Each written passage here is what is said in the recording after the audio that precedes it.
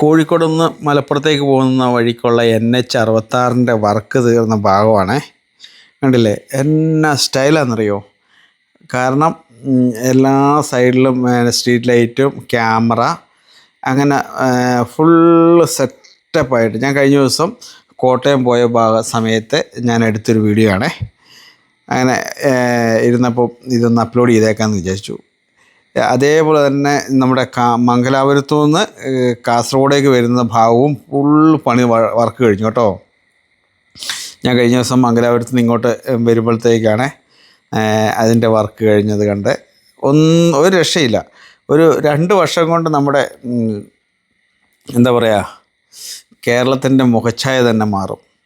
അത്രയ്ക്കും അടിപൊളിയായിട്ടാണ് വർക്കെല്ലാം നടന്നുകൊണ്ടിരിക്കുന്നത്. ചില സ്ഥലത്ത് മാത്രം ഇങ്ങനെ വർക്ക് സ്ലോ ആണ്. അതൊക്കെ നടന്നുകൊണ്ടിരിക്കുന്നുണ്ട്. അഭിപ്രായങ്ങളും നിർദ്ദേശങ്ങളും രേഖപ്പെടുത്തുമല്ലോ, കൂടെ വിമർശനങ്ങളും.